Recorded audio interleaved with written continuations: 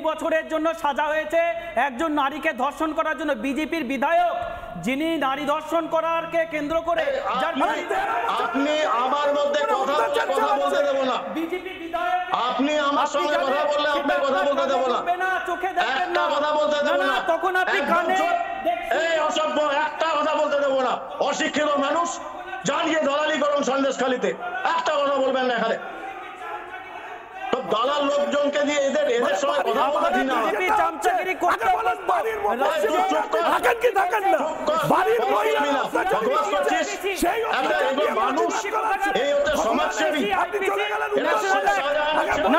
CrPC রাজ্যের আইন নয়, সেটা কেন্দ্র অল ওভার ইন্ডিয়া থেকে সিআরপিসি।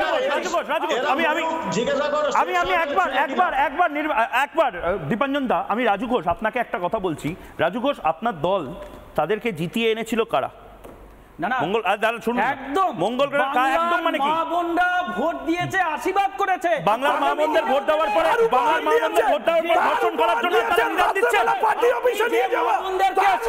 বাংলার মা বোনদের ভোট দেওয়ার পরে আপনারা দিল্লি দান দিচ্ছেন। আপনারা অপমান করছেন।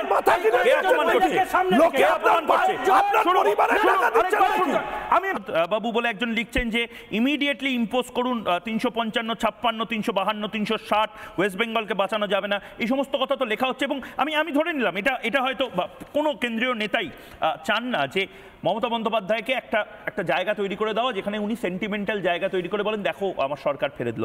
কিন্তু আবারও বলছি, শঙ্কর ঘোষ এই যে প্রতিক্রিয়াটা, সন্দেশখালীর একেবারে প্রান্তিক একজন মহিলা যিনি এখন প্রতিবাদের মুখ হয়ে গেছেন, অনেকজন মায়ের মধ্যে একজন, তিনি নির্দিষ্টভাবে বলছেন এক সম্প্রদায়ের মানুষ, এক সম্প্রদায়ের নারী, তাদেরকে আসলে টার্গেট করা হচ্ছে। আমি আরেকবার পিসিআরকে বলবো সেই অংশটি শোনানোর জন্য।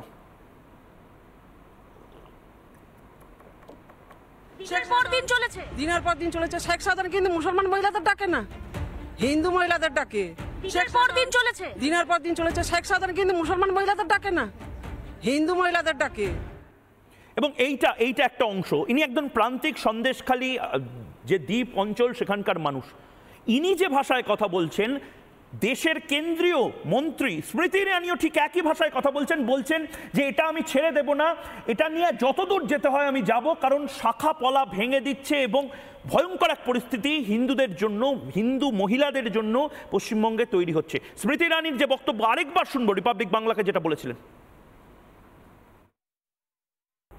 যে মহিলাটা আপনাদের চ্যানেলে আমি শুনতে পেরেছি, উনি বলছেন কি আর কোনো শুধু আমাদের একটা জাতির লোক, আমাদের ধর্মের লোকে মহিলাদেরকে শাখাপলা ভাঙা দেওয়া হচ্ছে। আমি জীবনে ভাবতে পারলাম না কি ইন্ডিপেন্ডেন্ট ইন্ডিয়াতে, ইন্ডিপেন্ডেন্ট আমাদের এই যে একটা ডেমোক্রেটিক রুলে, ওখানে এই ধরনের ঘটনাটা হতে পারে। রাজু ঘোষ কি বলবেন? শঙ্কর ঘোষ তো নিজের বক্তব্য বললেন, এটা হচ্ছে বাংলায় এখন হচ্ছে এই মানে গোড়ায় গলদ হয়েছে কোথায়? আগামী কয়েকদিন আগে মমতাদি বিধানসভা থেকে যে বাজেট ঘোষণা করেছে, সেই বাজেটটা প্রচণ্ড ওদের বুকে লেগেছে।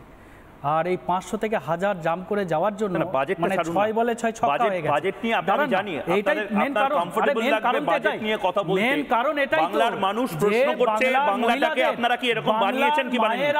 তাদের একটা বাংলাকে এরকম বানিয়েছেন কি বানাননি? সেটা বুঝে যাওয়াতে বাংলার কিছু মহিলাদের 4টে দল মিলিয়ে বাংলাকে আপনারা পাকিয়ে না 4টে দল মিলিয়ে একটা মহিলাদের গোষ্ঠী পাকিয়ে কি মহিলাদের গোষ্ঠী পাকিয়ে মহিলাদের বদনাম করছে, মহিলাদের বদনাম করছে। আচ্ছা দেখানো হচ্ছে রাজু ঘোষ আমি সিকোয়েন্স 1 আমি একবার বিজেপি প্রথমে গঠিতভাবে কিছু মহিলাকে একত্রিত করে রাজু ঘোষ আবার আপনাকে বলতে দেব কিন্তু একবার আমি খোঁজ করছি না, যখনই বিজেপিতে আমি খোঁজ করছি, বিজেপি বামফ্রন্ট কংগ্রেস ওপেন খোঁজ করছি, এই যে ট্রেনার রাজু ঘোষ শাসক দলের হয়ে এখানে বলতে আসেন গলা ফাটান তিনি। আগে আপনি শুনতে হবে, আগে শুনুন বাংলার মানুষ আগে শুনুন যে বাংলার তথাকথিত যে মহিলারা সাউন্ড অফ হয়ে যাবে বারবার বলার চেষ্টা করছেন, আমার কথা শোনো, সেইটা রাজু ঘোষ বলছেন বানিয়ে চারিয়ে করা। শুনুন শুনুন মহাঝামেলা। আপনি বলছিলেন বাইকে করে লোক আসে, কি ঘটতো এই বাইকে করে? কোন মেয়েদের তুলে নিয়ে যেত? পার্টির লোকেরা আগে এসে দেখে যাবে যে কোন বাড়ির বউটা দেখতে সুন্দর, কে কম বয়সী। এইবার তার হুমকি চলে আসবে, তোমার বাড়ির বউ তুমি ছেড়ে দাও, তুমি স্বামী হতে পারো কিন্তু তোমার কোনো অধিকার নেই। মানে নিয়ে চলে যাবে রাতের পর রাত, একদিনের জন্য না। যতক্ষণ তাদের না মন ভরবে ততক্ষণ তোমার কিন্তু রেহাই নেই। ওদের দল আছে 25 জন 30 জন, বাইক বলার সঙ্গে সঙ্গে চলে আসবে।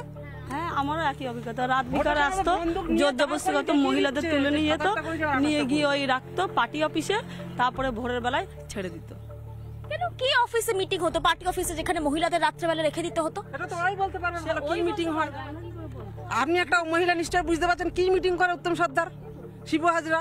দিনের পর দিন চলেছে, দিনের পর দিন চলেছে। শেখ সাধারণ কিন্তু মুসলমান মহিলাদের ডাকে না, হিন্দু মহিলাদের ডাকে। মহিলাদের উপরেই তো টার্গেট করে, উনি তো সবসময় টার্গেট করেই আসবে, বলবে এখানে চলো ওখানে চলো।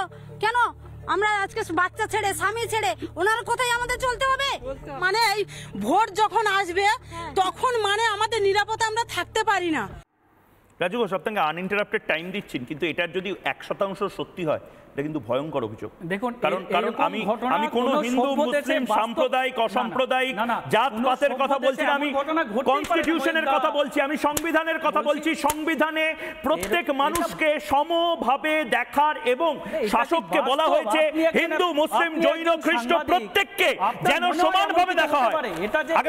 আগে বলুন সন্দেশখালীতে যে কথাগুলো হচ্ছে, কেন এর জন্য কোনো কমিশন বসাননি? কেন এর জন্য কোনো কমিশন বসাননি? কেন এর জন্য তৃণমূল কংগ্রেসের কেউ যাচ্ছে না?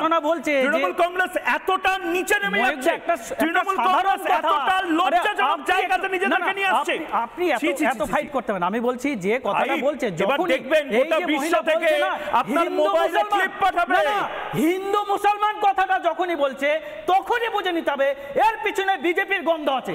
হিন্দু মুসলমান যেখানে উঠবে সেখানে বিজেপির গন্ধ থাকবে। এটা চক্রান্ত করে বাংলার মা বোনদের অপমান করছে ভারতীয় জনতা পার্টি। এই মহিলাদেরকে সামনে রেখে সমাজকর্মী রাজু ঘোষের বাড়িতে আয়না আছে কিনা আমার এটাও জানা নেই, যে সেই আয়নায় নিজের মুখ দেখা যায় কিনা। আমি জানি না যে ওনার পরিবার আত্মীয় স্বজন তাদের মাঝখানে নিশ্চিতভাবে মহিলারা আছেন।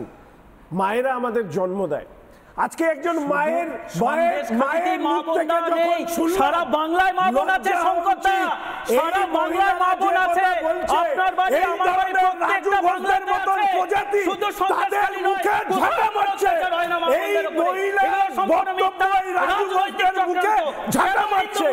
এর আগে আমরা বারবার করে বলেছি বিজেপির ষড়যন্ত্রশীল এই উনি যে ধর্মে জন্মগ্রহণ করেছেন, কংগ্রেস বিজেপি আইএসএফ মিলে যৌথভাবে ষড়যন্ত্র করে সমগ্র বাংলাকে মা বোনদের সেখানে গিয়ে হিন্দু বাড়ির মহিলাদের নিয়ে এই যে বক্তব্য মহিলা রেখেছে, দুর্ভাগ্য যে আমাদের রাজ্যে এমন একজন মুখ্যমন্ত্রী তৈরি হয়েছে। এর তো কথায় কথায় কোর্টে যায়, কেন কোর্টে যায়নি?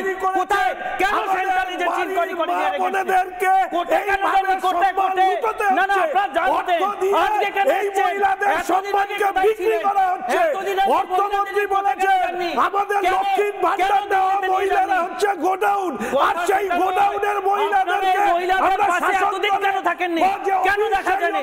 যখন মা বোনদের 500 টাকা থেকে 1000 টাকা, এই লজ্জা নিয়ে আপনারা বাঁচেন কি করে? সমাজে মুখ দেখান কি করে? বাড়িতে গিয়ে আপনার মা বোন মেয়ের কাছে সামনে দাঁড়ান কি করে? মা বোনদের অপমান করছে। 13 বছর ধরে হিন্দু মহিলাদের সাথে যে অত্যাচার হয়েছে, এই রোগ আমরা নয়, সবাই সমান। এই রাজ্যে হিন্দু মুসলমান কোনো ভেদাভেদ হয় না, সবাই সমান। মুসলমান আলাদা নয়, হিন্দুরা আলাদা নয়। এই হিন্দু মুসলমান বিভেদ করবেন না, কোনো বিভেদ না। নরকের শাসন তৈরি হয়েছে। রাজ্যপাল বলেছেন সবাই সমান। সংখ্যাটা হিন্দু মুসলমান করে এই রাজ্যকে জমা হয়েছে। একদম আমি দুজনকে একটু থামাচ্ছি। আমি দীপান পড়ছে সেখান থেকে বার করে আনছে, এবার এদের বঙ্গোপসাগরে জামাতে হবে। 20 বছরের জন্য সাজা হয়েছে একজন নারীকে ধর্ষণ করার জন্য। বিজেপির বিধায়ক যিনি নারী ধর্ষণ করারকে কেন্দ্র করে, আপনি আমার মধ্যে কথা বলতে দেব না। বিজেপি বিধায়ক আপনি আমার সঙ্গে কথা বললে আপনার কথা বলতে দেবো না, চোখে দেখবেন একটা না, কথা বলতে দেবো না, তখন আপনি একদম কানে চুপ। এই অসভ্য, একটা কথা বলতে দেবো না। অশিক্ষিত মানুষ জানিয়ে দালালি করুন সন্দেশখালীতে, একটা কথা বলবেন না এখানে। সব দালাল লোকজনকে দিয়ে এদের সঙ্গে কথা বলা ঠিক না। বিজেপি চামচাগিরি করতে অভ্যস্ত। চুপ কর। থাকেন কি থাকেন না? চুপ কর। বাড়ির কথা মহিলা বলবি না। বকবাস করছিস? সেই একটা এগুলো মানুষ, এই হচ্ছে সমাজসেবী। এরা না না, সিআরপিসি আইপিসি রাজ্যের আইন নয়, সেটা কেন্দ্র, অল ওভার ইন্ডিয়া সিআরপিসি। একবার দীপাঞ্জন দা, আমি রাজু ঘোষ আপনাকে একটা কথা বলছি। রাজু ঘোষ, আপনার দল তাদেরকে জিতিয়ে এনেছিল কারা? না না, মঙ্গল শুনুন, একদম মঙ্গল একদম মানে কি, মা বোনরা ভোট দিয়েছে, আশীর্বাদ করেছে। বাংলার মা বোনদের ভোট দেওয়ার পরে বাংলার মা বোনদের ভোট দেওয়ার পরে ধর্ষণ করার জন্য তারা নির্দেশ দিচ্ছেন। পার্টি অফিসে নিয়ে যাওয়া বাংলার মা বোনদের ভোট দেওয়ার পরে আপনারা এই দিল্লি দান দিচ্ছেন। আপনারা অপমান করছেন। কে অপমান করছে? লোকে অপমান করছে। আপনার পরিবারের টাকা দিচ্ছেন নাকি? আমি